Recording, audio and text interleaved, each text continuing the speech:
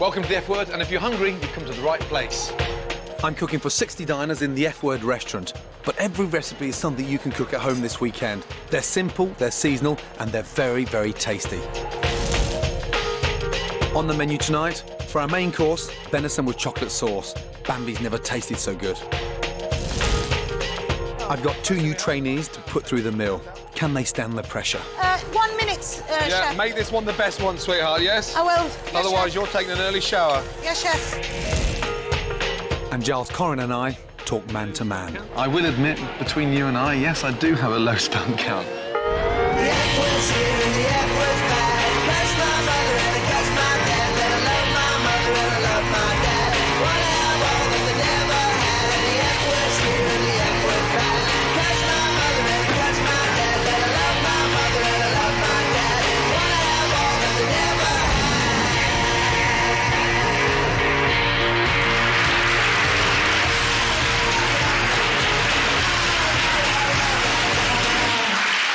Okay, Sarge, ready?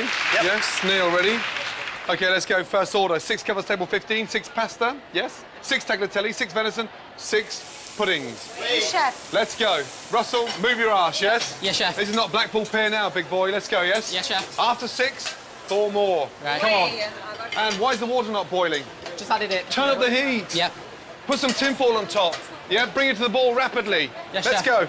Our start of tonight is a very, very delicious tagliatelle of wild mushrooms. And wild mushrooms this time of year is absolutely perfect because it really is now mushroom season. Service, please. Now, what's the secret behind cooking mushrooms? Cook the thicker ones first and the thinner ones later, so But that the ones that have too more, much water. More importantly, let me just show you. Grab a handful of mushrooms. Okay. Just a few of each mushroom. Watch the water that comes out. Yeah, it's just water. We're using a mixture of wild mushrooms, including shiitake, chirol, and trompette de mort. The reason wild mushrooms are great is they have a much more intense flavour. Okay, good. Hot pan. I sauté the mushrooms with shallots in a very hot pan to get a really good flavour. I start off with oil because butter burns too easily. Once the mushrooms start to cook, a knob of butter finishes off the flavour beautifully. My brigade this week are Angie. Great to have her back in the kitchen, especially being a woman. This week, Angie's joined by Neil, a wee Scot in the corner, but a big talent. And of course, I've got my right-hand man, Mark Sargent. My 2 commies this week are Stosey from Lancashire and Russell from Blackpool. On order, 4 covers table 12, 4 tagliatelle wild mushrooms, 4 venison, 4 rhubarb crumble. Wait. No answer, Stosey. Oui. We? Yes, chef. Yeah, come on, I want to hear you, please. Let's go now, Stosey. Pressure's on now, yes? Yep. Heat's turned up. Let's see if we can cut it. Turn that water down, because the pasta's going to overcook in literally seconds, yeah? Yes, chef. How long, Stosey? 1 minute, Yeah, chef. make this one the best one, sweetheart, yes? I will. Yes, Otherwise, chef. you're taking an early shower. Yes, chef. Russell and Stosey are just 2 of over 1,000 people applying to work in the F Word kitchen. I put the best 100 through a weekend of tests and challenges to find the 12 who would make it to the restaurant. That looks like it's just come out of a dishwasher. Each week, 2 trainees compete head-to-head for a chance to win a job in one of my kitchens. Stop what you're doing. Everybody, hello, stop what you're doing. Each week, someone has to go home. You're going home, and you'll stay. Thank you. You are staying. Clear down. Yes, sweep the floor, but try to do it with some cling film over your mouth. Yeah? Gordon, Off you go. I love you today. Tonight in the kitchen, it's Stosey. I think it tastes quite nice. She's a chef of 14 years who's never worked as part of a team. I love seeing customers or people that eat my food who seem to think it did the right thing, it hit the right spot. And joining her is Russell, a catering student from Blackpool whose parents run a Chinese takeaway. Good taste. Nah, it's actually bloody delicious. I've definitely got a lot to learn, and that's the whole reason why I've come to this competition, is because I want to learn from the best people. You tasted it? Yes, chef. Yeah, and? I think it's okay, chef. Pasta's overcooked. Stop. Right. Taste it. If you don't know that now, you shouldn't Right. be in a kitchen. You know that. Right, chef. Pasta's like glue. It's Right. not even, it's got no bite to it. It's lost it's greasy, it's Yes, not chef. good. Start again. Yeah. Start again. Take the mushrooms out. 4 more tagliatelle. Come on, Russell, please. The pasta goes in at the last minute. Even from Yes, the chef. heat of the mushrooms helps to cook the pasta even more. Yes, So chef. it should be dipped in there. Your hand should leave the basket, in, out, into the mushrooms. Yes, chef. I know not everyone has time, but pasta dough is really easy to make. Just combine flour, eggs and olive oil in a food processor. Remove and knead for about 2 to 3 minutes until the dough is smooth and elastic. Wrap in cling film and chill for at least half an hour. The secret behind making good pasta is not allowing it to dry out, so you have to really move your arse. Right, Stosey and Russell, let's go. First thing we have is a nice floured table. Roll the pasta just to take a little bit of the sort of weight off the pasta machine. So we just get it a little bit thin, so it starts to go through the machine, OK? And let the machine do the work. Every time it goes through the machine, it goes down a number. Yeah? Now to cut it, fold it nice and neatly, but while we fold it, we just sprinkle it with flour. Here we go, up and round, and then from there, nice long length pasta. Look at where we are. You don't really want any longer than that because you've got to think of the customers pulling it from their bowl. So let's go there, shall we? Okay. Yeah? Tagliatelle, one piece through, back of the hand, in the machine. Yes? Up, and look, here it comes. It's almost like going to the hairdresser, isn't it? That nice fringe. Let those little bits dangle off, and then dry on to there, yes? There we go. Let's go. Nice. Very nice. The most important thing about the presentation with the tagliatelle of mushrooms is get your tongue and twist the tagliatelle round so it almost shapes a really nice ball in the centre of the plate. Then get your wonderful sautéed mushrooms, oozing of garlic and shallots, and just let them sort of fall on top of the tagliatelle. But the secret is to make sure the tagliatelle is not all broken up, just like that, nice and relaxed. Parmesan cheese on there, quickly. Yes, chef. Let's go, Stosey. Move over, that's it. No, there you go. Got to be on your toes in the kitchen, you know that? Yes, chef. Yeah, you're heavy-footed, like a little baby elephant running around. Clump, clump, clump, clump. Go, table 2, please. Go, go, go, go, go. 4 tagliatelle, how long? After that, 4 more tagliatelle away, please. Hello. Hello. How was the tagliatelle of wild mushrooms? It's very nice. We a bit of seasoning. A little bit more seasoning. A little bit more seasoning. I thought it tasted amazing. The pasta, the mushrooms, the garlic, the herbs, unbelievable. All so many tastes in one go. It's unbelievable. It's amazing. Very nice. I wouldn't attempt it myself, but it was very good. Nothing was overpowering, but you could taste every individual ingredient. It was really beautiful. Next on the menu, along with our main course of venison with chocolate sauce, I poisoned my best friend. the campaign continues to get women back in the kitchen. Wait, tell the neighbours, the kitchen's been used! And more fun down on my farm. No more.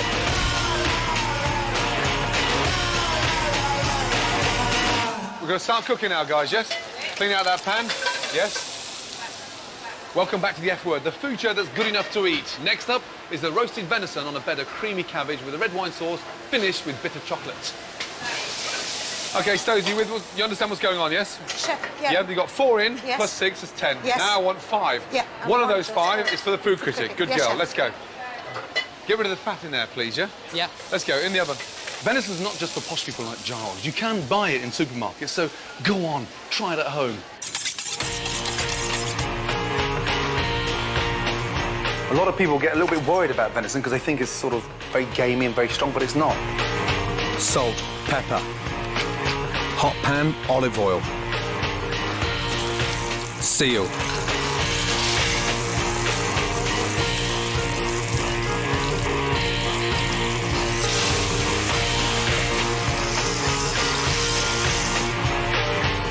butter, baste, butter paper. It protects the venison, keeps it really nice and moist. Nothing's drying out. They are the perfect chef's blanket. Hot oven, 8 minutes. Red wine chocolate sauce. Pancetta, shallots, garlic. Be quite generous with the black peppercorns because we need to weight the sauce up a bit. Thyme, bay leaf. 350 mils red wine.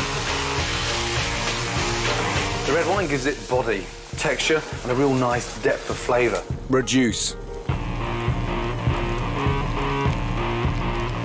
350 mils brown chicken stock. Reduce. God, they're beautiful. Sieve. Then a little dash of raspberry vinegar. Dark chocolate. Delicious sauce.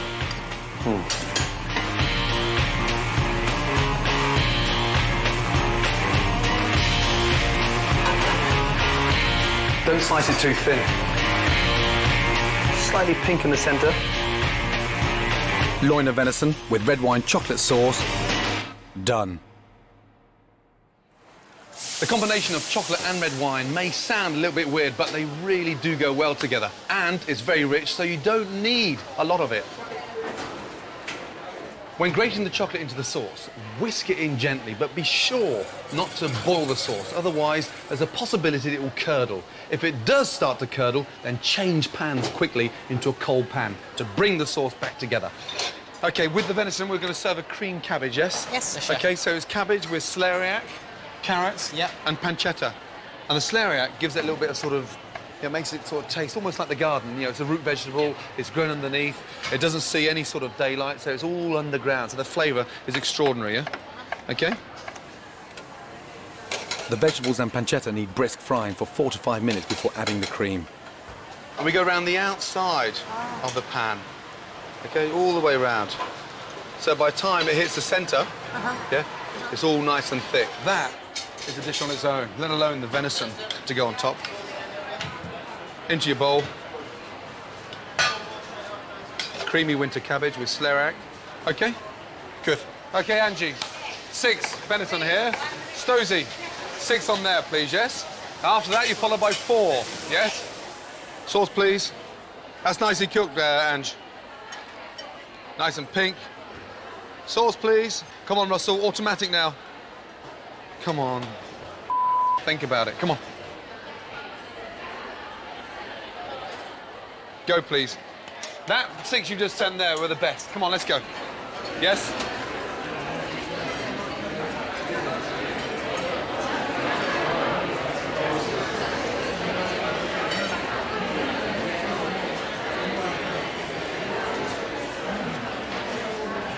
Did you enjoy your starter?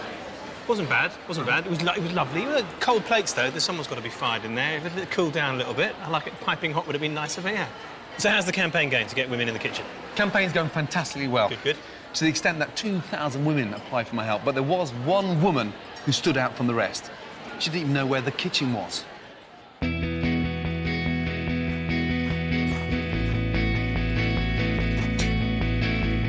Kieran's a professional rugby player, so his diet is really important to how he plays and how he trains, and I don't really help him in that area at all. Good to see you. Nice to meet you. One thing I hate the most, that's him having one over on me.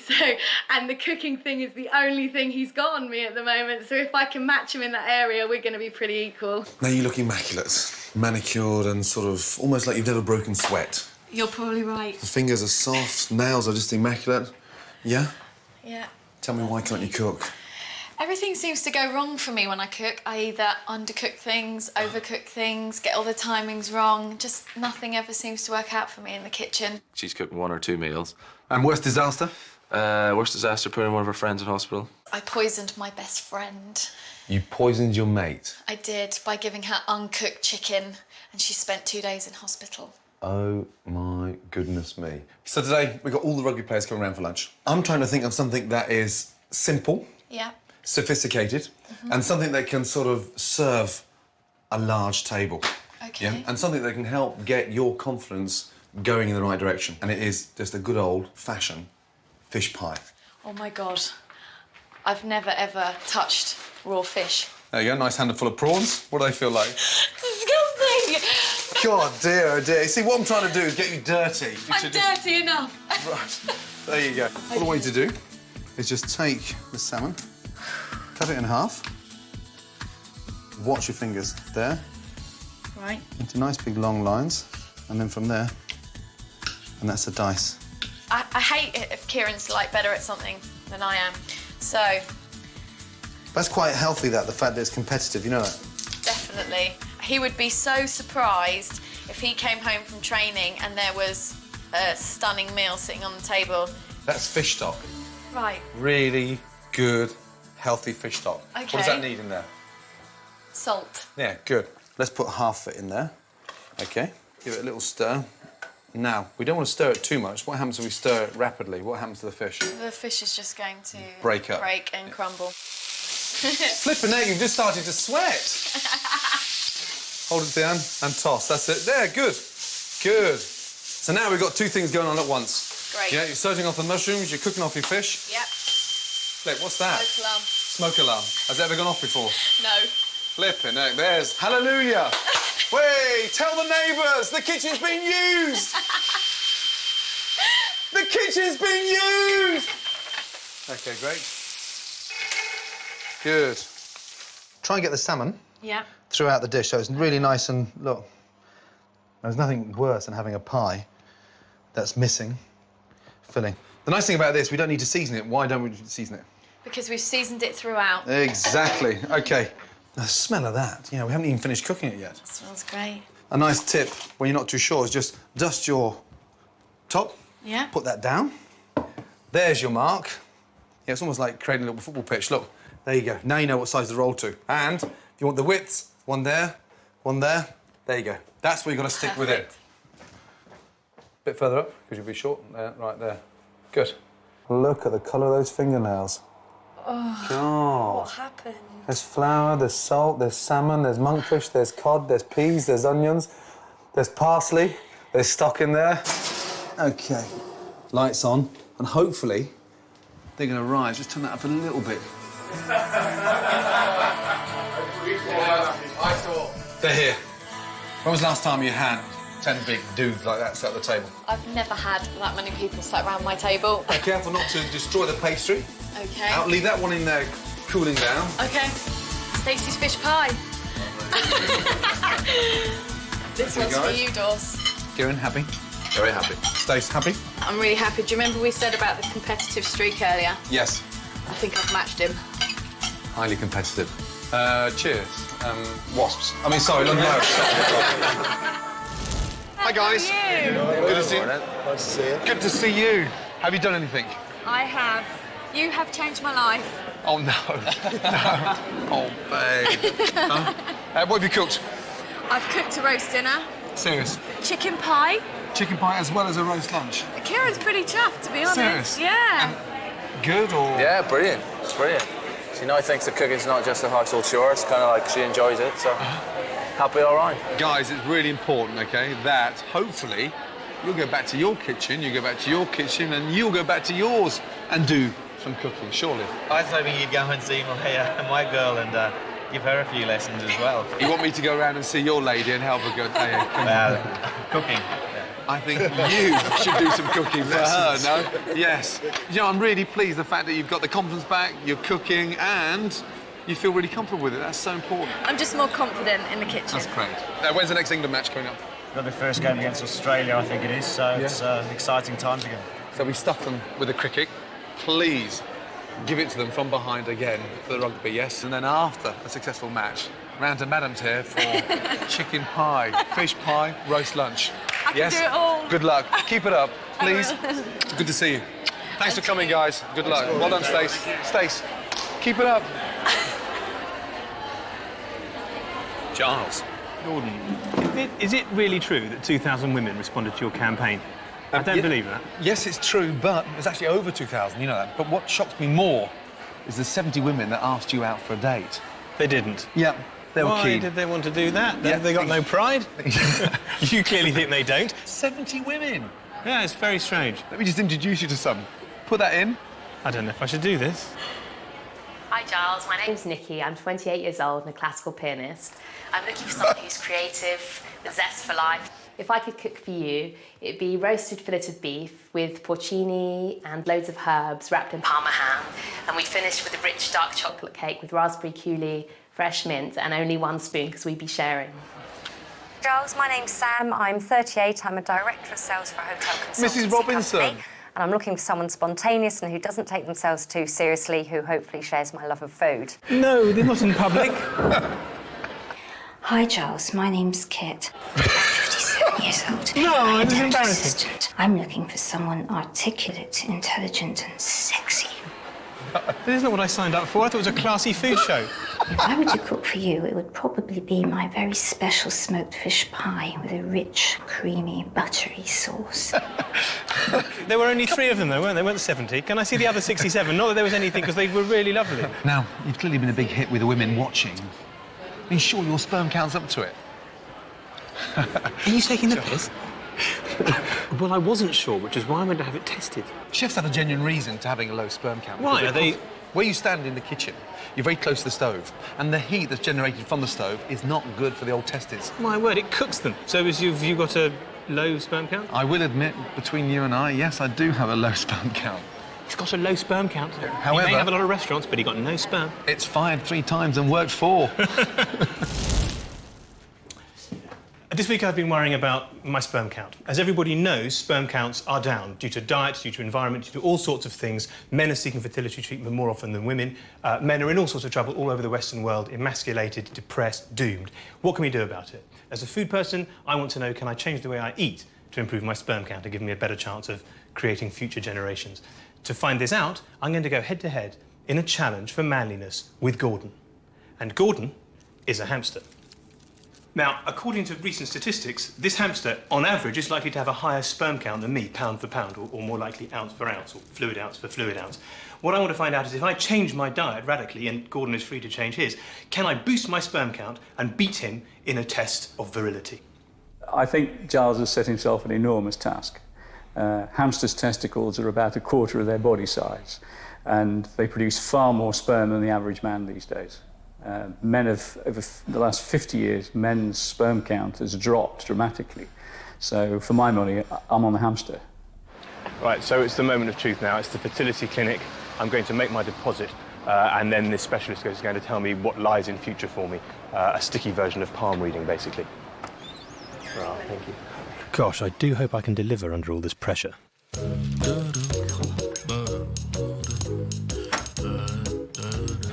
Am I doing it in the bog? This is terrible. Can't I go in the ladies? At the very least, a sort of frisson, the whiff of perfume in the air.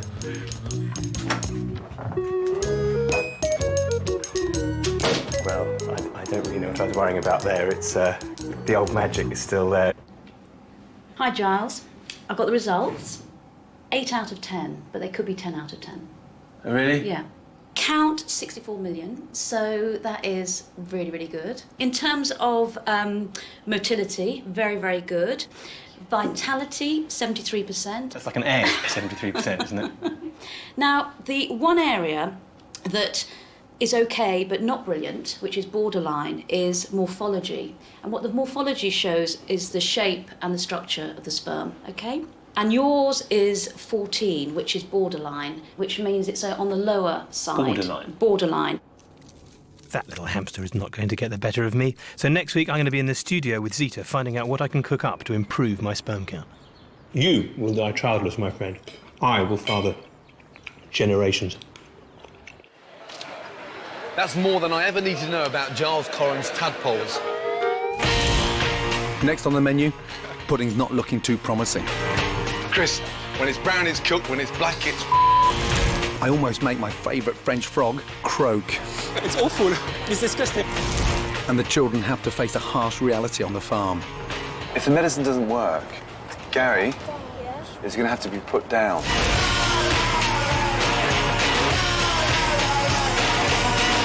Welcome back to the F word. Right, Stosey, 4 nice dinners and they were lovely, yeah? Beautifully cooked. To be a great commie in a brigade, not only do you have to be passionate, but you have to be willing to work harder than most people do in their entire lives. You understand what's going on, yes?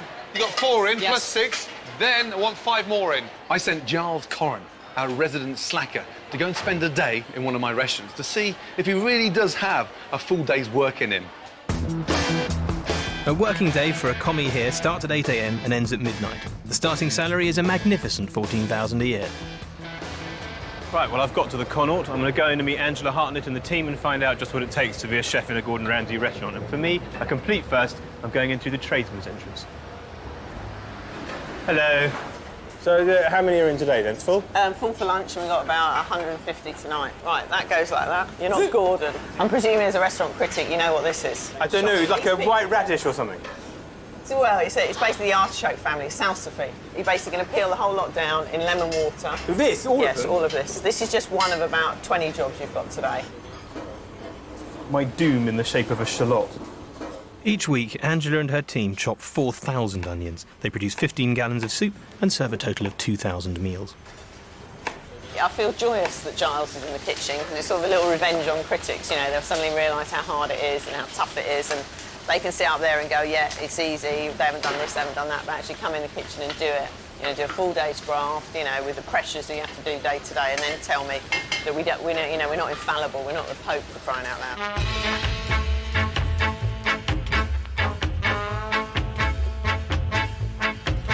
Your next job is fish bones. Like I said, it's all the Fish bones? You're going to I have to say, these fish look the way that I feel.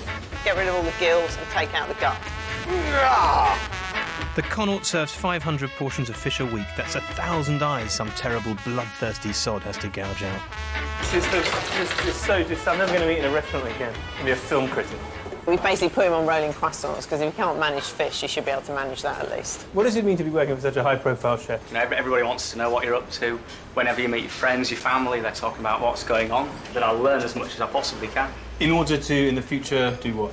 To have a nice little restaurant or country house, something like that in York. I've been peeling onions now for what feels like days, and I got to tell you, it's not the hardest job I've ever had, but I'm losing the will to live.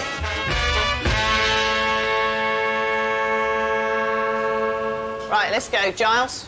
Wait, off. Come on, I've got 100 thingy to get for lunch and you're pissing around. Let's go, you. Move. You speed up a bit. You're in service now and you're basically in everyone's way. 2 duck, a lamb and a venison, yeah? After lamb, come back to 29. Lamb de jour, cod and a monkfish, yeah? Drain off the fat, so basically go around there, get a chinois, drain it off. He's quite appalling. I think, he's very slow, he's not methodical, he doesn't work tidy, so you've got to be honest, really, If he'd done a trial today, he wouldn't have got a job. Blimey, it's daylight. Fair point, Gordon. It's hard work. I smell of onions and fat like an old hot dog. I wouldn't do it again in 1,000 lifetimes. It seems that the world is full of ambitious young boys and girls who think that working for you is a privilege, but I am not one of them.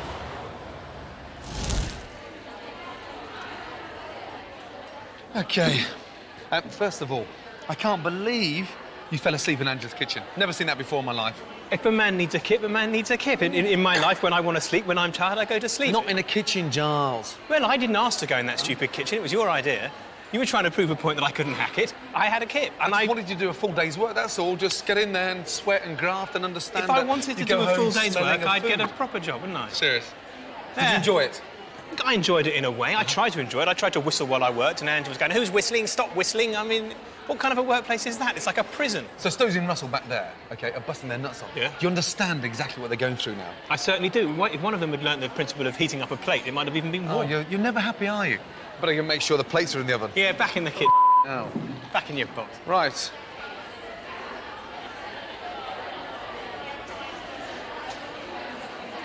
Right, ladies and gentlemen. Yeah, how are we? Good, thank you. Yes? Yeah. How was your venison? Really nice. Yes, not too rich? No, I've never had it before and it was really tasty. And what do you think of the idea with the chocolate sauce and the venison? Didn't taste like venison, did taste like game. It was very soft and subtle and it tasted very much like beef, but it was a lovely blend of flavours. It was strong enough, but not overpowering as you'd expect game to be, and it was lovely. Everything worked really, really well, and it was just done just perfect. It melted in the mouth. Loved it. I've eaten venison before, but nothing that ever resembled this. And it's not just flattery because I'm being interviewed here. It really is. It was absolutely wonderful. Beautifully, I'd love to know how he done it.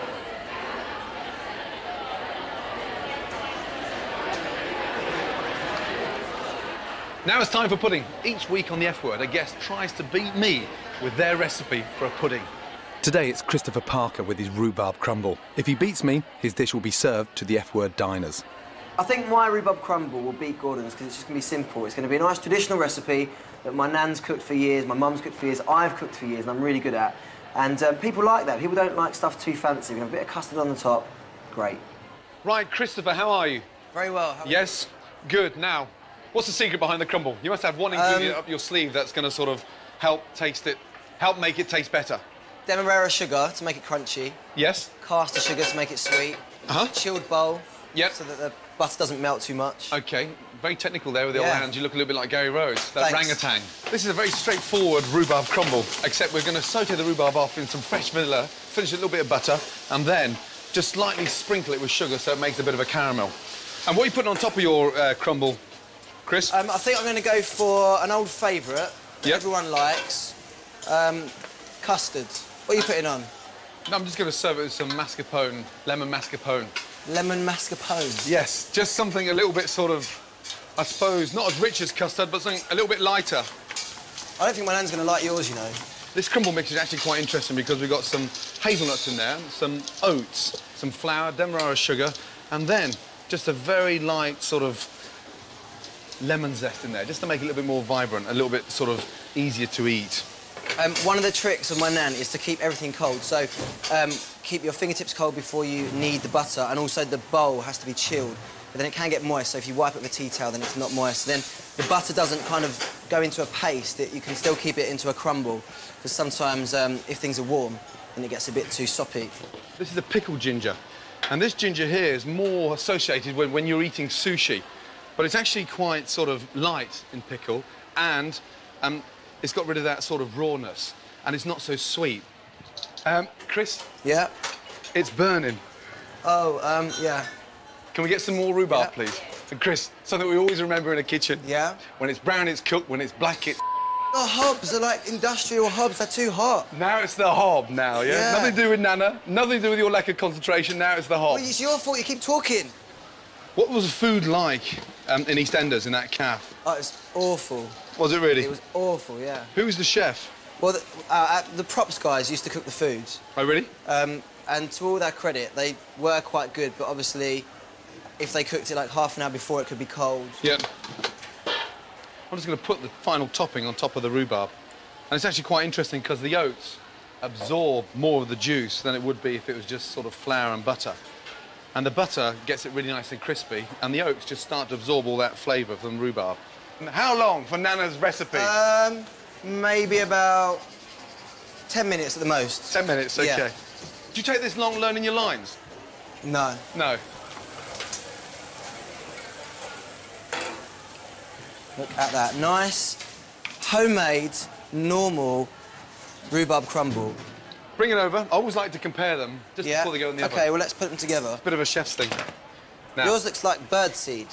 OK. Or cat litter. Cat litter. Thank you. I think mine looks nice, you know, old-fashioned. You know that? You haven't tasted anything yet you're slagging it off. Chris. Well, I know. But I think mine's going to taste better anyway, because yours got all odd ingredients in it. Right, ready? Yeah. Here we go, big boy. Oh, good luck, by the way. Can I have the top shelf? You can have whatever shelf you wish. I'd like to wish you the best. No, it's just a luck thing, and yours looks awful.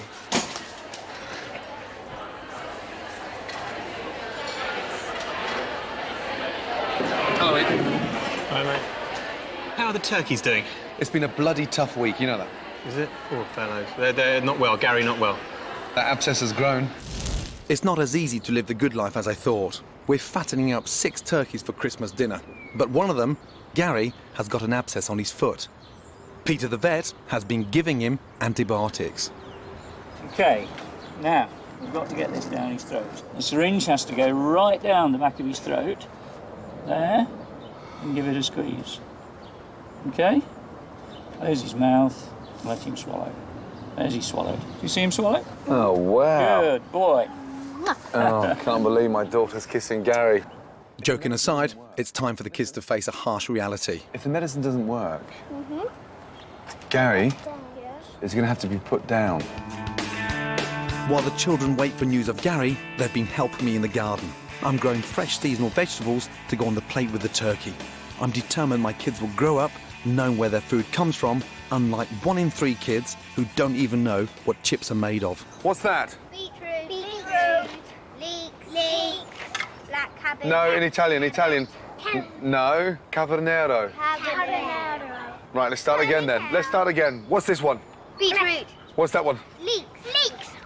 Cavallero. Cavallero. One more time. Cavallero. Okay, this one. Calicale. But the missus isn't as happy with the farm. It's wet, it's muddy, the turkeys have begun to smell a bit, even though they're regularly cleaned out, and the kids just get caked in everything, and it's not great. They're shitting everywhere. Garden's an absolute mess. I have to say, I think the honeymoon period is over. It stinks. How can I get rid of that smell? Probably what would be a good idea to try is if we spread straw on this area for now and keep it dry. Yeah. It'll enable the birds to walk about on dry ground. What about put them out into the garden and let them spread their wings a bit? I think it's much better that these birds are allowed out and give them some freedom, let them have a walk around. Don't tell Mummy, OK, please? Mummy saw! Oh, no. I told you. So what's the latest on bird flu?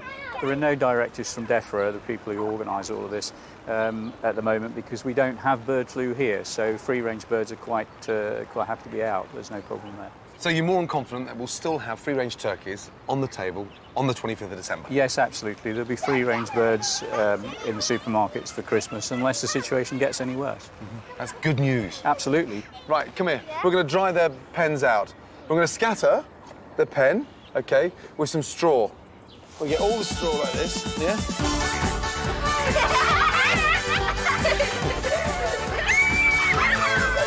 Okay, listen. Megan, no.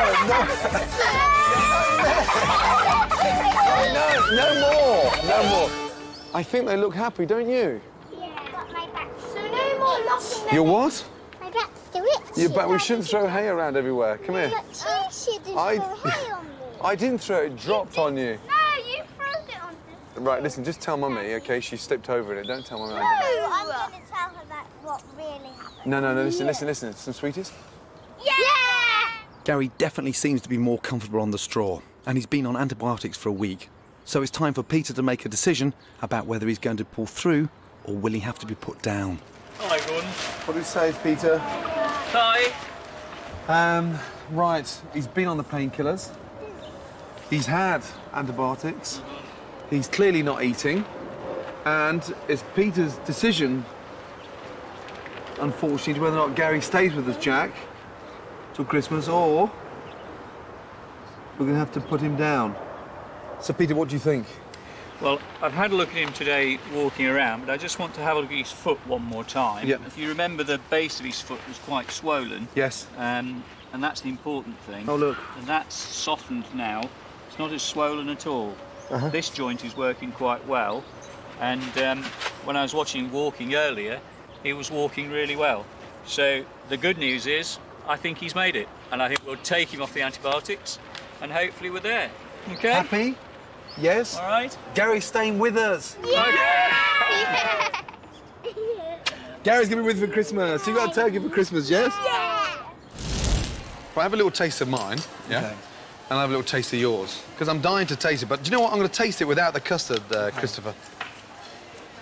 It's not bad. OK. 2 out of 10.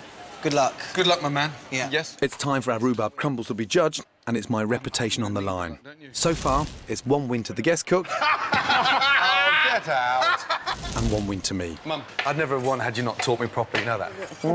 But I should win hands down to this young upstart. We've chosen our judges from tonight's diners, and all that matters is taste. Now. Well, I put cinnamon in there, though, like that. That's good. I don't know why. I think I can taste lemon juice, but Really? maybe it's not. Maybe it's just the combination, but It's not quite tart enough. This is your dish number 2. this is totally the reverse. It's not quite as sweet either. It's got a nice little touch to it.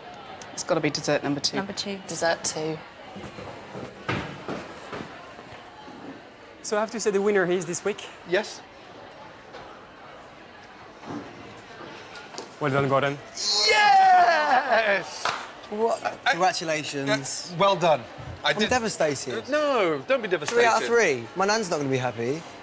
I'm gutted. I didn't like his rhubarb crumble. It was all right, but it doesn't taste like rhubarb crumble. Mine tasted like good old-fashioned rhubarb crumble. I think those blind tasters, I don't think they were tasting it. I think they got it mixed up somehow. But What's even worse is that all three of them chose Gordon's and didn't choose, not even one of them like mine.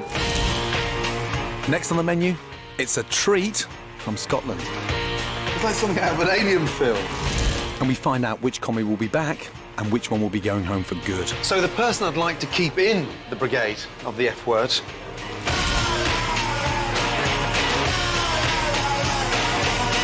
time to find out what our guests thought of their pudding. Delicious, very nice, fruity flavours, nutty top bit. It was bitter. It was gritty, nutty. I don't like nuts. Perfect end to the three-course meal. Delicious. Now, you're a bit of a food connoisseur, right? I pretend to be, yeah. Don't tell anyone I'm not. You've sort of almost tasted everything on the planet. Within reason? Well, I actually think I'm beating you now. No. Yeah? I've tasted something you haven't tasted. Can only be a vegetarian lasagna. Not quite. Better than that.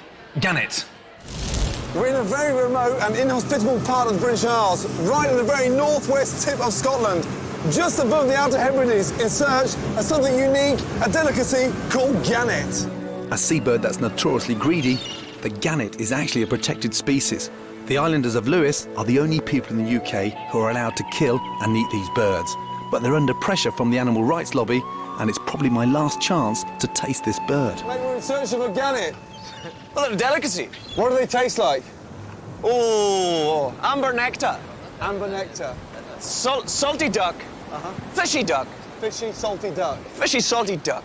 This is the rarest bird ever, and I haven't tasted one. And I've been cooking for 20 years, and I'm dying to get hold of this thing. There's got to be somewhere I can get hold of one. Well, you're probably going to have to try Sweeney.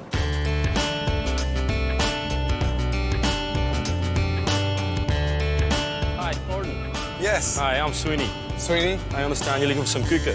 It's illegal to buy or sell gannet, or googa, as it's known locally. But Sweeney was born in Lewis, and he has offered me one of his birds from this year's cull. Having eaten nearly everything there is to eat in this world, Yeah. I've never, ever had the chance to come across this delicacy. Well, I'll say to you now, it'll be an experience. The islanders salt cure the gannet, which only adds to its overpowering smell. So Sweeney keeps his in the garage, not a good sign for something I'm about to eat. God, the smell! What have you done to it? That's just how it is. Jesus Christ almighty. It's like something out of an alien film. Tastes good, though. Oh, God. Look at the fat on it. Yeah. And that's been in there for how long? Less than 2 weeks. Really? But what's in that liquid? Just salt. So it's almost like a brine? Aye. And this is the delicacy that I've travelled hundreds of miles Aye. across sea and land to look at this. Worth your while, isn't it? Oh, God's sake. Sweeney's no cook, so he sends me off to find someone whose traditional gannet recipe has been handed down for generations. Go find Marianne. That's for you. For me? Because apparently you know exactly what to do. So you're going to quarter it first? Yes. Doesn't look very appetizing. Traditionally, this was cooked as well, but I take this off. The feet. 1, 2, 3, 4. There we go. And that's it. You boil it for an hour and 20 minutes to an hour and a half. No salt, no pepper. No salt, no pepper, no nothing. Just pure unadulterated water. Sneak a bay leaf in there or something. Put a No, sprig of thyme not in a there. hope. Not a hope. Not a hope. The thought of somebody doing something like putting a wine sauce or something like that and thinking, oh my God, you know. The cooking smell is rank. Bloody hell. That's worse than rotten eggs, Dan. No, it's not at all. How long does that linger for? Can you To tell? tomorrow, anyway. To tomorrow. And let's see if this thing's cooked. There we are, it is. Wow. Now smell that. It doesn't smell as strong now as it did when it first started See? cooking. Told you. Fascinating. Yes, see that? Having seen how it's cooked, I'm dreading eating it.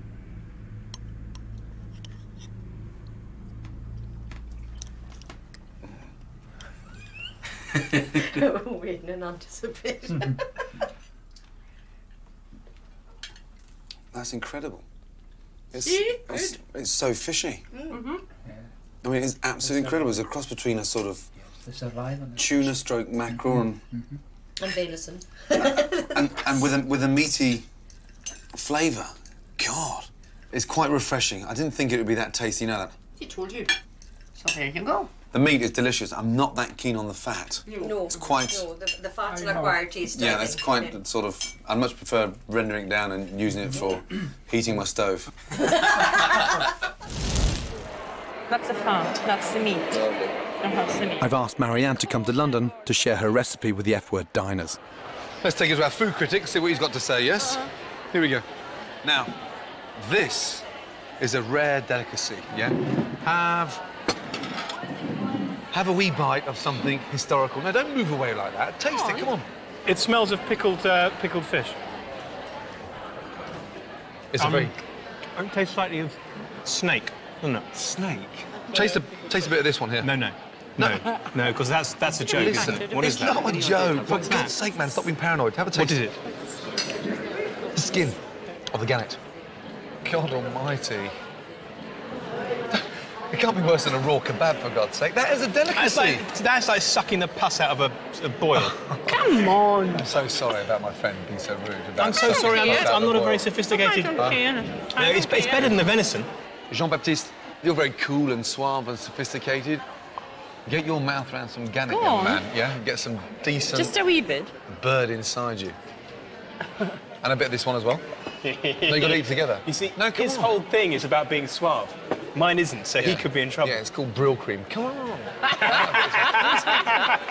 Did you take that out? No, open your hand up there. No, put it on the floor. No, that's terrible. You spat out a gannet. It's awful. You eat andouillette, the inside of intestines in your... But andouillette tastes of poo, whereas this doesn't taste quite that nice. Next week on The F-Word, it's a delicious fillet of brill poached in red wine. And Penny Lancaster joins me for coffee. How's Rod's sperm? Well, as you can see, he's still got plenty of bullets in his rifle, as he puts it. Thank you for joining me in the F-Word restaurant. I hope you enjoyed the meal. If you'd like to come and eat here or join my campaign, then follow the F-Word website. Thank you, good night, and see you next week. Stosey and Russell. Yep. If you had to mark yourself out of 10, what would you give yourself? About 4 or 5, to be honest. 4 or 5. Stosey, if you had to mark yourself out of 10, what would you give yourself? 4 or 5, pretty much. Yeah? Yeah. So the person I'd like to keep in the brigade is Russell. Stosey, you're going home, but you did very well. Thank you. Thank you. It's all very exciting, so I've take that back with me. Cheers, Gordon. It's just speechless, really. I'm very, very happy I don't think I'm going to sleep tonight. Welcome to the F-Word. Now, if you're someone that cooks every night, or maybe someone that doesn't cook at all and wish they could, this is definitely the show for you. On the menu tonight, for our main course, brilliant red wine served with mashed celeriac. Nigella the turkey has a weight problem. We're all getting very concerned about Nigella. Is it normal for a bird to be so big? And one of my trainees looks to France for inspiration. Who? Raymond Blanc. I can't hear you. I'm sure you can go. What's his name?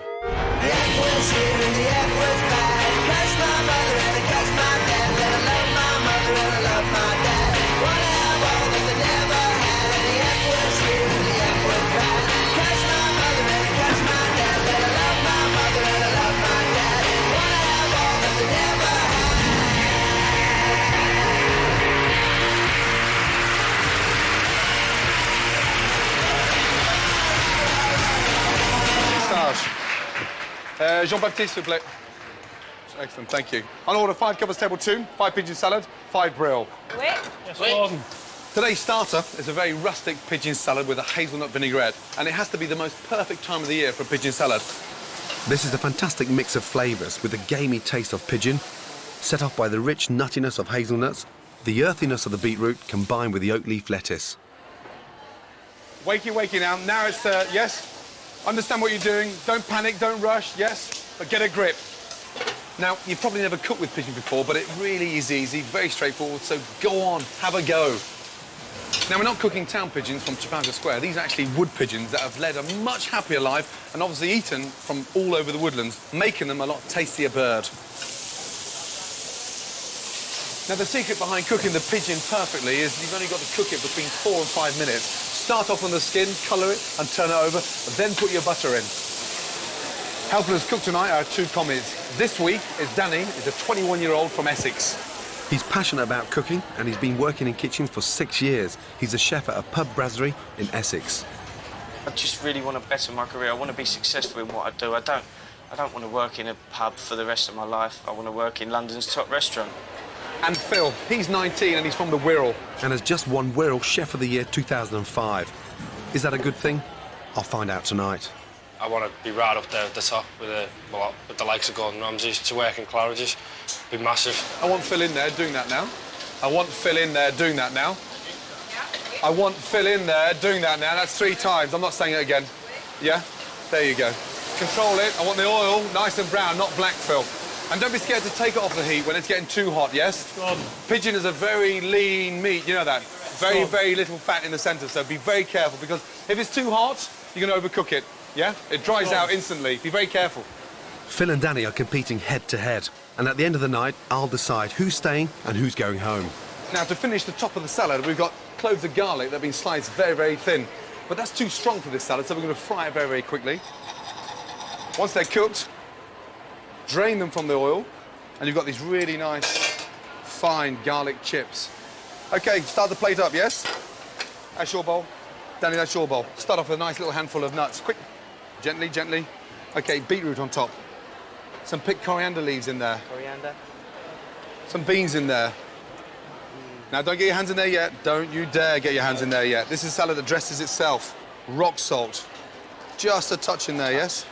OK, now watch. You get the bowl and you just roll it round. I don't want hands in there. Combine the salad, the beans, nuts, coriander. On. Let's go. Make sure it's evenly distributed. Yes? Good. Watch. You get the breast like that and you just slice down. Almost like you're slicing smoked salmon. Then you get your vinaigrette. You just glaze over whilst it's still nice and warm. Yeah? OK. Now, garlic chips. You take a little handful and you just scatter them around nicely. You don't throw them on there, you just scatter them around. The smell coming from that plate is phenomenal. You happy with that? Yeah? Good. Send it. 5 salad pigeon. Table 6, please. Beetroot, lots more hazelnut. Yeah? Don't skim.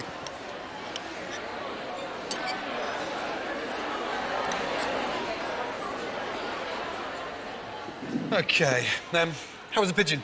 Lovely. A beautiful, fat, really happy bird. Nice wood pigeon, you know, not a nasty Trafalgar Square thing. Really happy with it. Salad, a little bit imbalanced, I thought, a little bit. Really? Yeah, the beetroot I wouldn't walk a mile for, but really? That was great. And what about the turkeys? What about the Christmas dinner? Yeah. How is that coming along? It started off as a really good idea, but it looked lovely on what I saw. But I didn't actually realise how much hard work was involved in sort of coming to terms with growing your own Christmas dinner. The turkeys are at war, and poor old Gary is coming off worse. Oh, do you know who pecks on him? Go on. Nigella. Oh, she pecks on everybody. She pecks on my bum. I want to be sure the turkeys are really fattening up. Peter the vet has suggested that we weigh them each week. Hi, Gordon. What do you say, Peter? What I brought along with me today is a spring balance. Spring balance. And a bag that we can put him in. Almost like a fishnet. That's right, yeah. OK.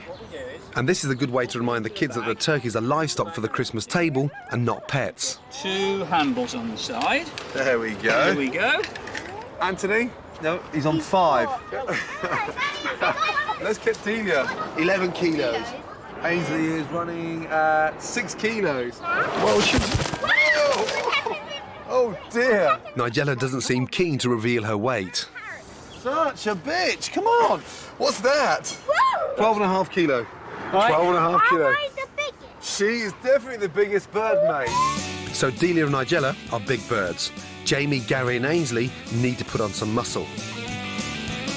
And little Anthony is the runt of the bunch. Next morning, we're out early to feed up those turkeys. Are they in? No. Oh, come on. Oh, no. Oh, come on, darling. Let's go say good morning to the turkeys, yes? Yeah, let's go. Up. Quick. Oh, Daddy, look, she broke it. It seems that the perch couldn't take Nigella's weight. Oh, no. Nigella, I can't believe she's broken the stand. Naughty Nigella. Naughty Nigella. Nigella scrapes Anthony's beak. Nigella's the troublemaker. Nigella is the big troublemaker. She's a very naughty troublemaker.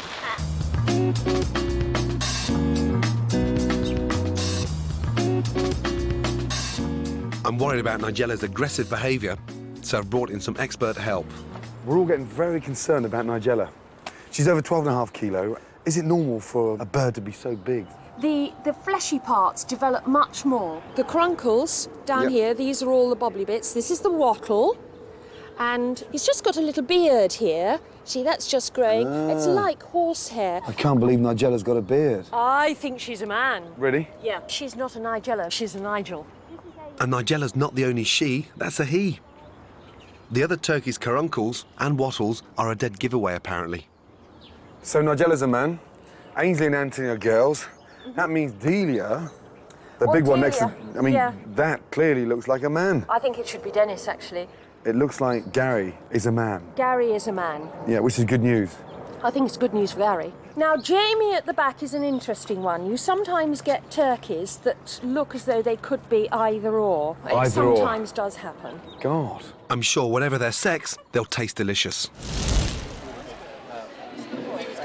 Now, good evening. How are you? Very well indeed, thank you. How are you? Yeah, the pigeon was fantastic. I'm glad you enjoyed it. Lovely. I'd never had pigeon before, and it was really tender and really, really nice. And all the flavours mixed together, the beetroot and the garlic and everything, it was lovely. I imagined that it would taste like chicken, but in fact, it's a very meaty taste. It's very nice, a bit like beef, in fact. I didn't actually realise you're such a foodie.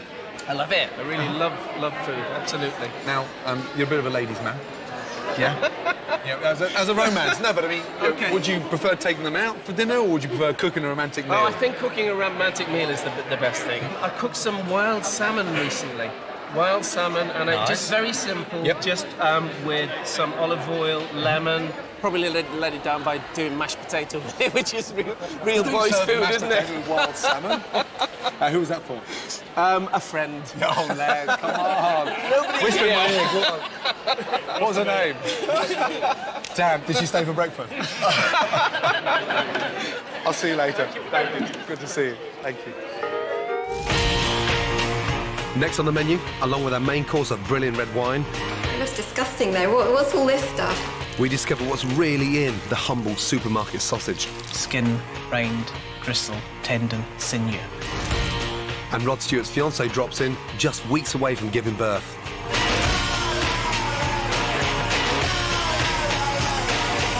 Ready, Phil? Ready, go on. Starter's gone, yes? Starter's Every table gone. happy? Yeah. 4 brill and 4 brill. Let's go, yes? Welcome back to the F Word. Remember, everything I cook here, you can quite easily cook at home. Have a go. Wakey, wakey, please.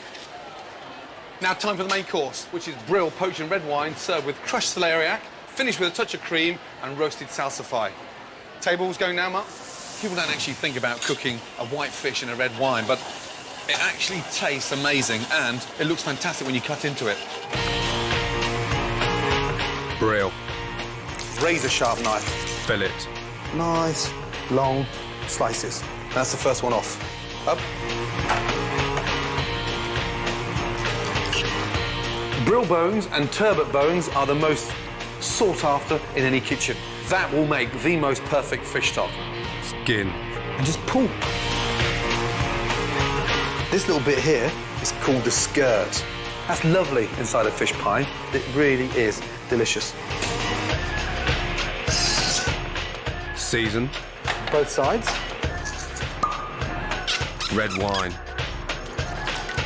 Thyme, bay leaf, garlic, salt, pepper, and olive oil. Poach.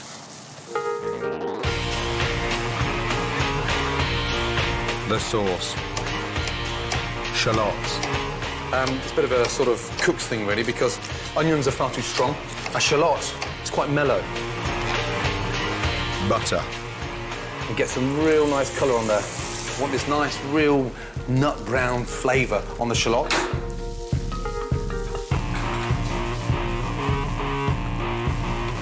Sugar. Really starts to caramelise those shallots. Beautiful shine on there. Raspberry vinegar. In. And it just sort of wakes everything up a little bit. Add poaching wine.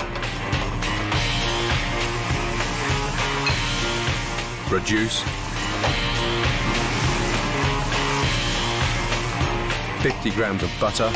Shake it into the sauce. Fish slice onto the plate.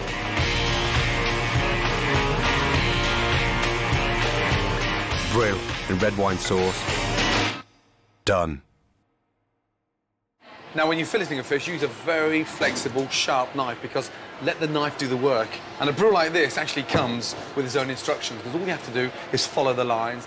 So we start from the head, and come in, cut round the head, and then just one clean sweep down that line and just go all the way down to the tail.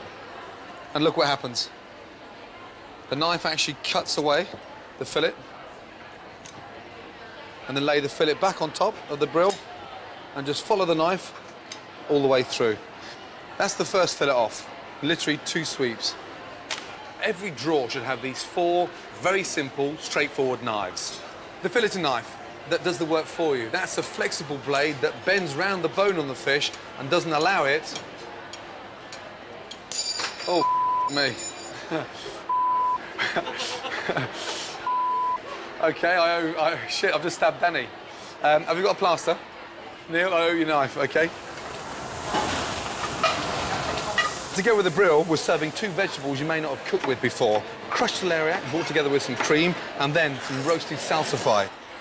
Salsify tastes like a cross between artichoke and turnip.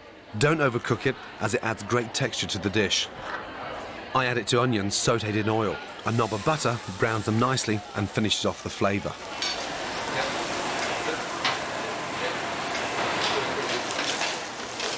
Now, celeriac is a very versatile vegetable. Great as a puree, even great in soups, and you can actually eat it raw. OK, plates ready? Plates ready. In the restaurant tonight is Rachel Cook, a journalist who's passionate about good food. Hello, Rachel. Hello. Good to see you. How was your pigeon? It was delicious. Yes? Thank you. It was a wood pigeon, yeah? Yes, Not a pigeon from yes, Trafalgar Square. yeah. And so you must care about meat. I mean, where your meat comes from. I've always cared, sort of, not just for my own personal benefit, but obviously Yeah. for the customer benefit, Yeah. the fact that we give them that level of security to make sure that transparency Yeah. is there for them to understand. Yeah. So you've been looking into supermarket meats for us? I have. I've been looking at sausages. I've been trying to look beyond the packaging to see what actually goes into the sausage. In the UK, we spend over £500 million on sausages every year. But do you really know how much meat goes into your average economy banger? And do you know what else goes in there besides? Does it taste meaty? It does taste meaty. Does it? Yeah, it looks a bit bendy. I'd say it's about 70%. 70% meat. That is actually an economy sausage from a supermarket, and it contains 32% meat. I'm appalled that a sausage can have as little as 32% meat. The rest of it is mainly water and breadcrumbs, by the way. But more shocking still is what that 32% can be made up of. When it says meat on a label for a product such as a sausage, it doesn't actually just mean lean meat. It means other things like fat, connective tissue. And connective tissue is things like skin, rind, gristle, tendon, sinew. So over half the so-called meat content can be gristle and fat, and it's still allowed to be called meat on the label. It is safe and it is legal, but if I'm going to eat gristle and sinew, I want to know about it. And I think the current labelling system is misleading. Earlier this year, Gordon and his team of food technologists investigated the contents of economy sausages from the big 4 supermarkets to see how much so-called connective tissue they contained in total. The results are enlightening, if not surprising. Our research showed that the connective tissue levels varied amongst the supermarkets. Morrison's had 7.5%, Asda 10%, Sainsbury's 22%, and Tesco 24% connective tissue. So according to tests carried out by Gordon earlier this year, the economy sausage being sold by Britain's biggest supermarket contains the most connective tissue. That's skin, rind, gristle, tendon and sinew to you and me. So how can you spot better quality sausages in the supermarket? Well, there's one very simple trick to remember when buying. If a packet of sausages is labelled simply sausages, like these, the legal requirement is that they contain just 32% meat. If, on the other hand, the label says pork sausages, like these, the legal requirement is that they contain 42% meat.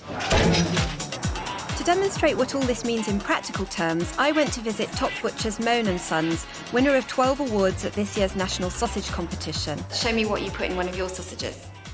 Okay, this is the meat here. This is for an 80% meat content sausage. And how many sausages would you be able to make out of that meat? Approximately 120. So, Richard, you're going to help me make a sausage that's just on the limit of the regulations. Now, I'm going to make 120 sausages. This is the meat of my sausages, but it doesn't look like meat at all. How much is that? What percentage? This is a 32% meat content sausage. It looks disgusting, though. What's all this stuff? Well, this is connective tissue. You're allowed a quarter in your recipe. Right. And this is pork fat, and you're allowed 30%. We've also got this. Is that going in the sausage too? Yeah, that's the extra bits, you know. So long as you declare it on your label, then that's fine. So, going into the barely legal banger is 32% meat, which includes fat and gristle. Then extra fat and gristle, 3 kilos of rusk and some colouring and herbs.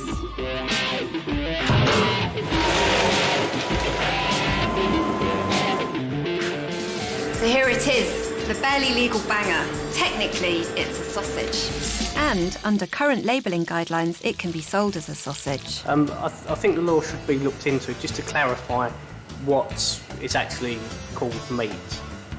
In my mind, meat is really lean meat and fat. I wouldn't really call gristles and skin or connective tissues meat. So how did our testers react when they found out exactly what we'd put in our barely legal banger? It's repulsive. I mean, you can basically just get away with anything by putting meat down. You would assume that if it says meat, you would hope it's the finest cuts of the best raised beef or pork. Now I think I will go for Really? Oh my gosh, that's drastic. So when you're shopping for meat, always read the label, check the water content, check the percentage of meat included. But remember that with sausages, 55% of the meat can be made up of fat and gristle, and that's in addition to the fat and gristle that you'll find on the label. Secondly, if you're buying sausages, always look out for the ones that are labelled pork sausages rather than the ones that are just vaguely labelled sausages. They're more likely to have more meat in them. So if you're not keen on connective tissue, you might want to think about which supermarket you buy your sausages from. That looked extremely grim. Yeah, quite grim. What are your sort of main conclusions then after that? I think there are two things. First thing is that the label may not tell you all there is to know, so read it carefully. And if you want less connective tissue in your economy sausage, then, well, I wouldn't go to Tesco or Sainsbury's. Now we'll put a little bit of salsify on top of these last ones, yes? So lift up the brill, drain it. No, nice and gently. Lift it up, okay? And the curvy side sits up, okay? So it doesn't look upside down. Oh, yeah. That's it, good. Lift it up, drain off the red wine and sauce. Generous on the sauce, okay? Because all the sauce is the cooking liquor from the brill, okay? So that's why. Okay, table mark, please. Good, very nice. Table 8, gently, excuse me. Go, table 8, good.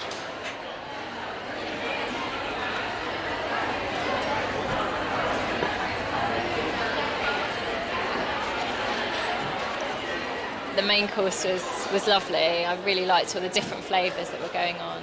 Well, I thought the fish was really succulent, and the sauce, it really complemented it well. It was quite spicy and quite tangy. It was really good. Not so sure what was underneath it. It was fine. I don't know what it was, but yeah, I think it really all went together quite well.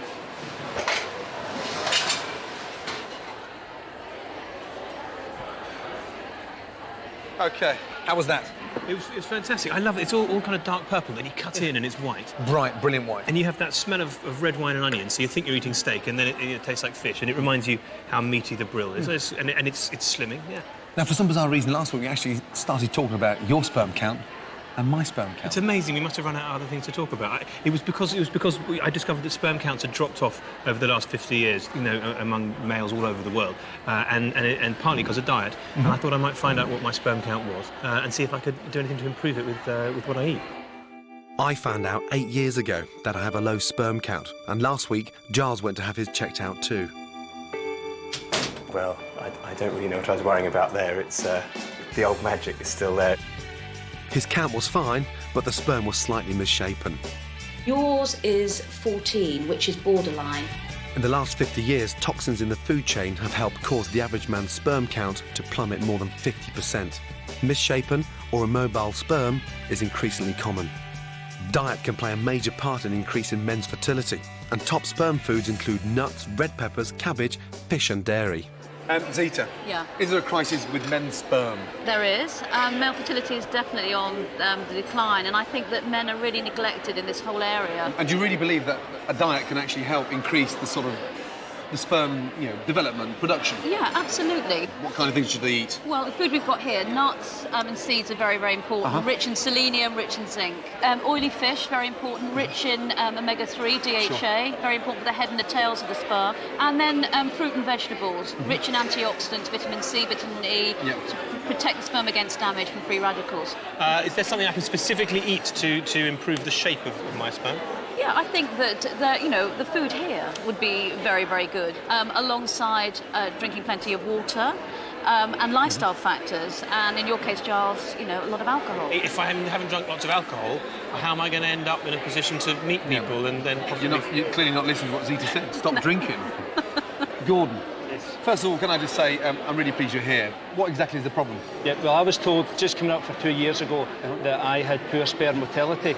I produce sperm, but they don't go anywhere. And in that situation, there'd be no chance of having a baby naturally. But is there any form of diet, Zita, that can actually turn Gordon's problem around and get them moving and working? Well, I was talking to Gordon over dinner about his diet, and, we've discovered that he wasn't eating breakfast, but also drinking a lot of fizzy drinks, which contain lots of preservatives and chemicals which, aren't good. Eating loads of crisps, and drinking plenty of water. I mean, a lot of men don't drink enough water, and sperm need to swim at the end of the day. If you're not drinking the water, you're going to get dehydrated. Yeah, absolutely. Yeah, Cheryl, I've got a theory about this particular sort of low sperm count, because I actually believe, especially in the chef world, a lot has to do with the heat and being enclosed in those confined conditions under that amount of pressure. And when you look at the position of a stove in a kitchen, it really is on line with your scrotum. I've got my chefs to go and do a test, and the sort of results have been quite fascinating. Sarge, 2 seconds. So the sperm count, how were they? Good sperm count, but just not particularly well in motion, and deformed heads, so like small narrow heads. Really? Yeah. And Cheryl, is that to do with the heat, or is that a common? Well, these studies have shown that it can affect sperm, what we call sperm morphology, the shape of the sperm. Right. It can affect the shape, it can affect the motility, and it can affect the count as well. But obviously, we'd have to do a study, a proper controlled study on chefs, and actually measure scrotal temperatures and these sorts of things to see whether, in fact, you are going to see an effect. So there could be a possibility. I mean, on the back of the history with the firemen, the bakers. I mean, chefs may suffer from that problem down the line. And personally, now I'm going to do a ring around and maybe come back to this topic. Next on the menu, the pressure's on for my commies as they go head-to-head over pudding. Will it be Danny's pear crepes or Phil's chocolate fondant? How dare you come to the F word? With all those French fighting right now, and you want to bring in a chocolate fondant? And Giles Corran sinks to new depths. Squirrel for his supper. That's the little front legs, all its little livers and kidneys, the heart and soul of the squirrel, mashed up, high-tasting, quite smelly, in a little pie case.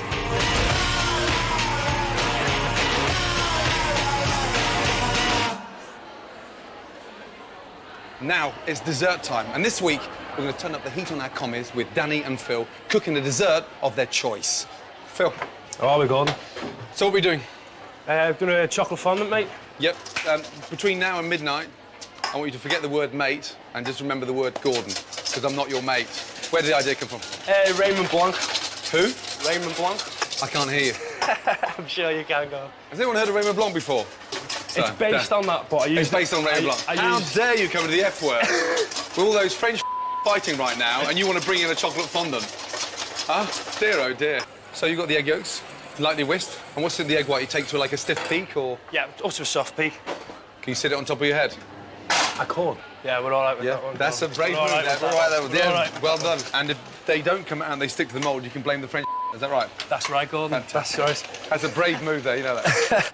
So, Phil's choice is the chocolate fondant, which is a very, very brave choice because they're so difficult to get right. And you never know when they're perfect and just until you're about to serve them. So when we cook them in the restaurant, we always cook two, just in case one's about to collapse or somewhat dry in the middle. Can never happen in a restaurant. Now, Danny's playing it really safe. He's just making a very straightforward, plain Jane pancake. But I have to say, I admire his balls to keep it so simple. What's inside the pancake? Inside the pancake is going to be vanilla poached pear. Uh-huh. On top of the pancake is going to be just like a dark chocolate sauce. So what are you putting there? What have I put in there? Yeah. Sugar, 1 cup, 2 vanilla pods, fresh. Yeah. Can I suggest you turn it down a little bit? Turn when it the down, poached pear is yeah. poached, not rapidly boiling, yeah? Still can't believe you come in here with a Frenchman's recipe. Dear, oh dear. Let's hope that works. Especially for you, Gordon. Especially for me. Especially you know I love you. the French.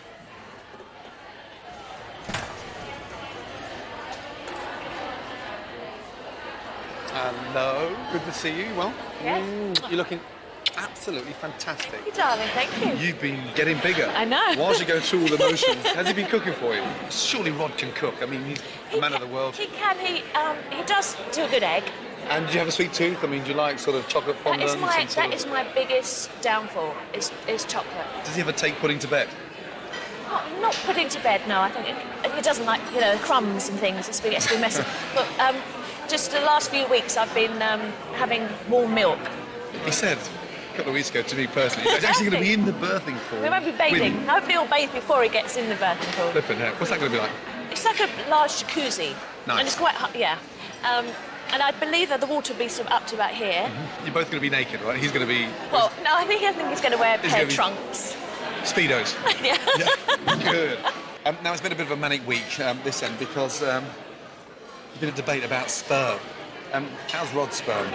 Well, as you can see, he's still got plenty of bullets in his rifle, as he puts it. All those years of tight trousers and bloody leather trousers with no pants, so how does it become so immaculate? When we visited the doctor last September, when we were planning to have children, he did say because of both of our ages that it could take some time. And we were like, OK, well, is there any particular things we can do to help? Hang loose pants. So he was very good. He had showers only, no bath, Serious? no bubble bath.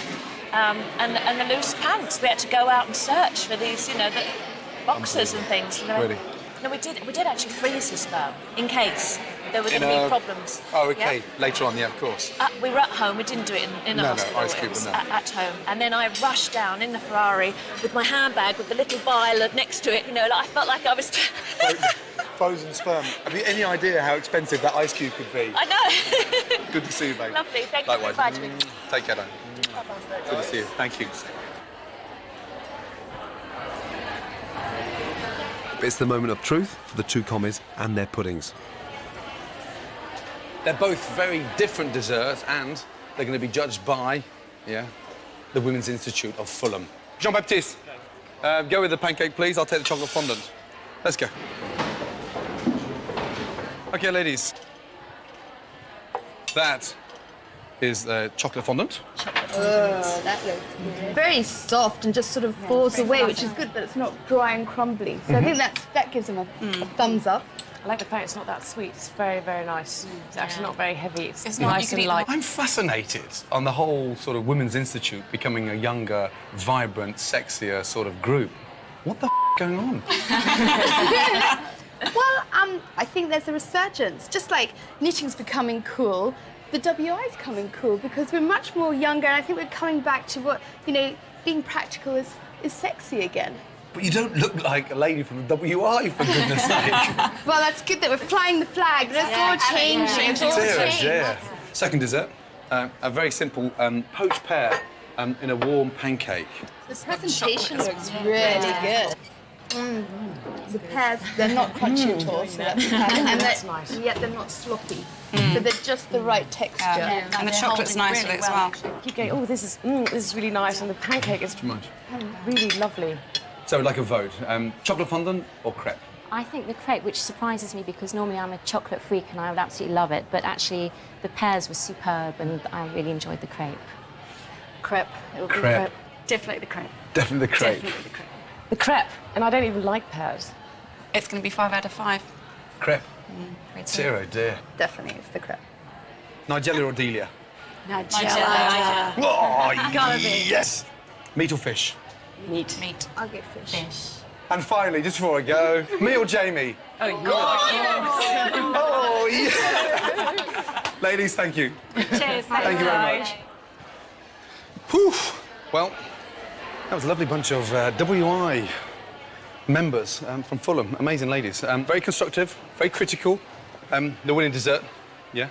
The dessert that the diners are going to be eating tonight is the pancake. Yeah. Well done. Now, thank you. You haven't won the overall thing, however, you're definitely going to be serving your dessert tonight. And knowing you, yeah, you're going to take it on the chin like a man and really help this man with the dessert. Oh, definitely. And remember. Right, ladies, I need some help in the kitchen, yeah? You're all experts, right? Yeah? OK, let's go. No, not washing up. A little bit more exciting than that, you know that. Yeah, I want some real WI pancakes.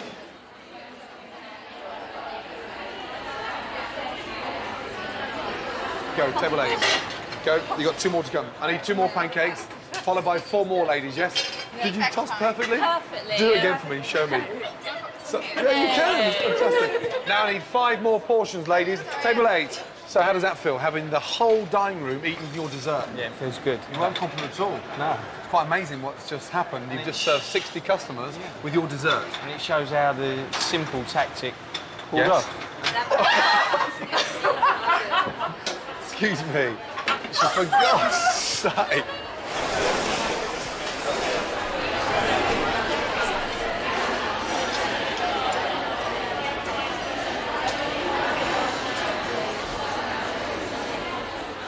I hear that people are still talking about your Get Women Back in the Kitchen campaign.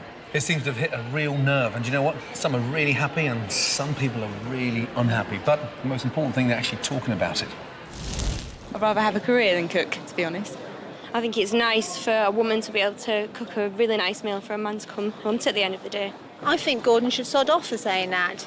It's shared responsibility, busy lifestyles, everybody's responsibility to do the cooking in a household. Women or men, it doesn't matter who it is, really. People should be cooking. I think cooking is very good. It's very therapeutic. How many women know how to gut a chicken? My grandma could do it and I'd sit and watch her. Well, why should you have to cook when you could buy it already cooked for you? How many women know how to make the money go further by making homemade cakes, rissoles, whatever? That is a lost art. Oh, I think he's absolutely right. I mean, my wife, she wouldn't know what to do with a meal.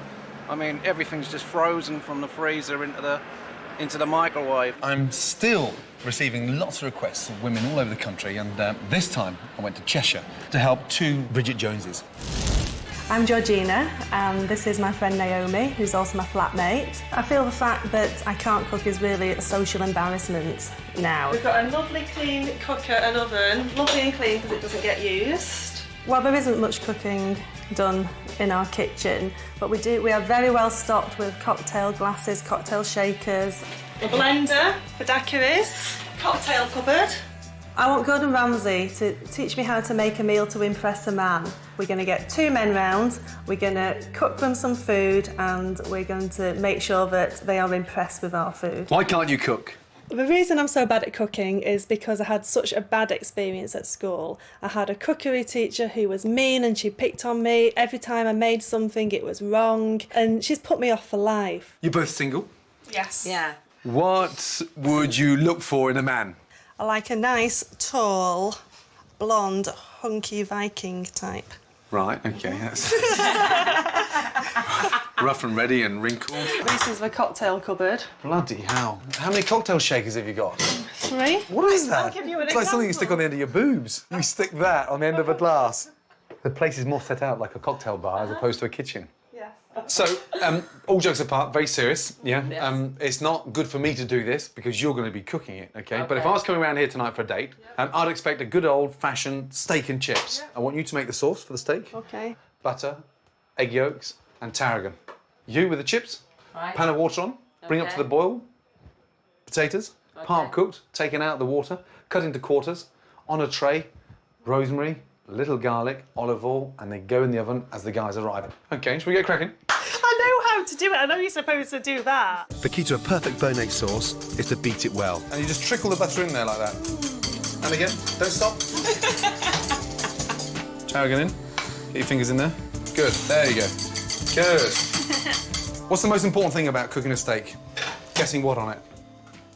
Colour. Right, salt, pepper. OK? And you always season the steak 2 minutes before it goes in the pan. In. No, I told you not to throw it in there. Because you're splashing it. Right. Now, we're getting colour on it. Right, When we come to turn it, over and in. Half of that butter in, please. Half, that's it. Now, the butter doesn't burn now. If we put the butter in first, it will burn, so the steak gets black. Touch it. Good, touch. Right, concentrate. Really concentrate. That's rare. There's no bounce back. There's no bounce. Look, back into the pan. I'm going to take it to medium. Just put your fingers on top there and touch that. And notice there's some spring. It's coming back at you now. It's bouncing back up. It's no longer rare in the centre. Right, so that is medium. That's a beautiful medium. Now we're going to take it to medium well done. And this is how my young cooks start learning how to cook steak perfectly. They close their eyes and they guess how that steak's cooked. Close your eyes. By touching. Drain off the potatoes. Yeah. Have we got some olive oil? Yes. Yeah. Cut the potatoes in half again, and then we'll do each quarter in half again. So we've got the meal sorted out. Now we just need some men to eat it. Cooking with two ladies tonight, actually teaching them how to cook. Yep. OK, problem is, they got no fellas. Fancy dinner tonight with two beautiful girls. I've got a girlfriend. You've got a girlfriend? Damn. What about you? Same. Girlfriend, I'm afraid. My girlfriend had cut my balls off, like, so... Sorry, mate. OK, because it's Liverpool-Chelsea. Are there any single men in Winslow? Wow. Christ almighty. That's not bad. Scrub up well. You scrub up very well. 5 minutes. Right, you ready? My big cress. Bought flowers? Indeed, yeah. They come through. OK?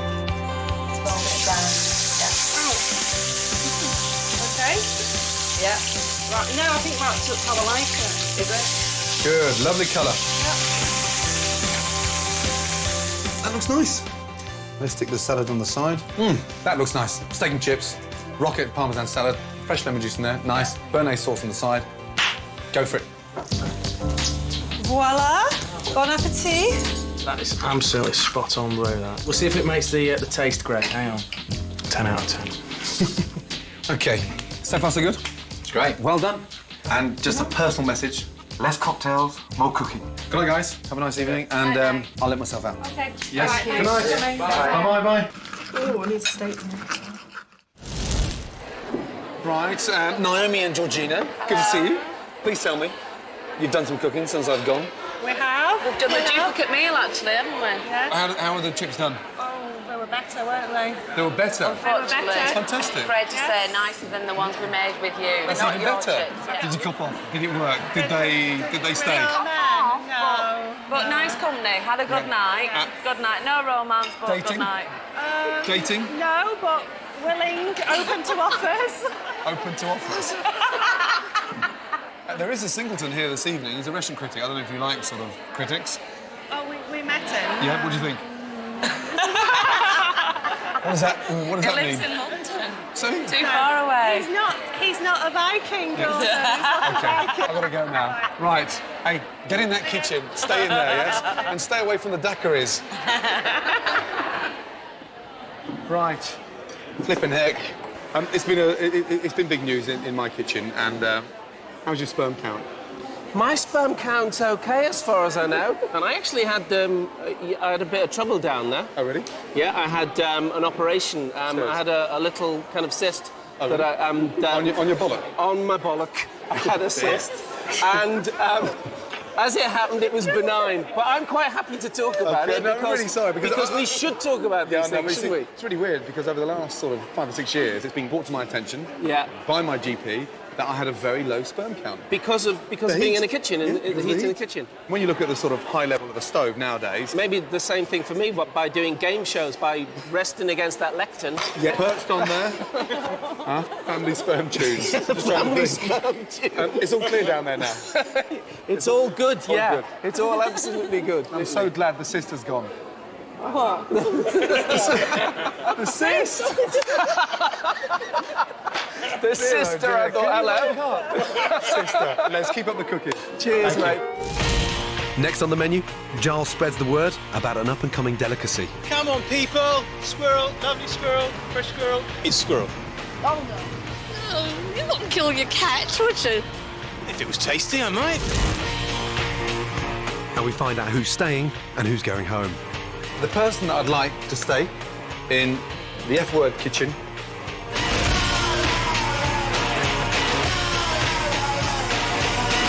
Welcome back to the F-word, the food show that's good enough to eat.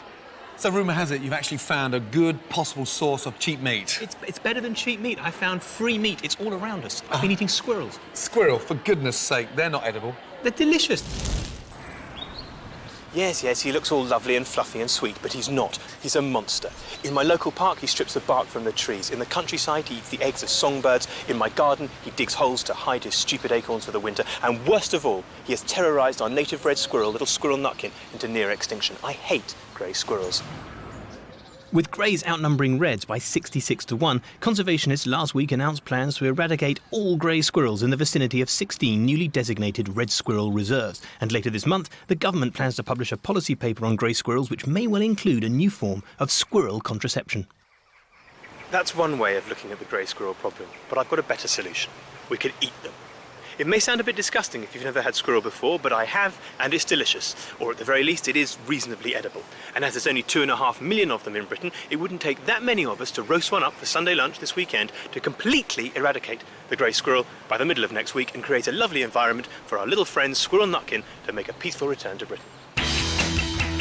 I want to prove just how tasty squirrels are when expertly cooked, so I'm off to the Butler's Wharf Chop House in London, one of the few restaurants that has actually featured squirrel on its menu. How do you cook a squirrel? Squirrels are quite small, so we're going to have to make sure we use a whole animal. So I'll butcher one down now for you. I can see you're taking off the legs here. Yeah, here we have the thigh of the squirrel, which is from all that jumping around in the trees and springing around. That's probably got the most meat on it. Yeah, we're going to have to braise the legs because, like you said, they've been jumping around in the trees. So these legs have done a lot of work. So here we've got the saddle with the 2 loins and the fillets ready to be wrapped in bacon and roasted off. Lovely, tasty, just like eating normal food. Marvellous.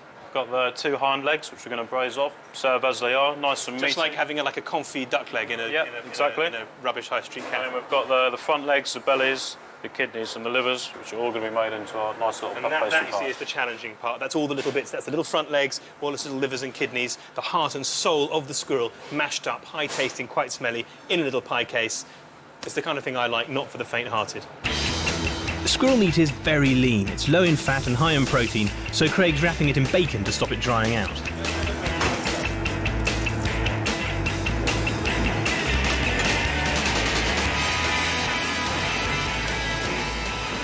Right, well, just while I'm waiting for my squirrel, the sommelier's recommended a Côte de Rhône. Nice and fruity, quite spicy, Syrah Grenache blend, very drinkable, and will go nicely, he reckons, with something as gamey as an English squirrel. Charles, here's your squirrel. Hope you enjoy. Yabba dabba do.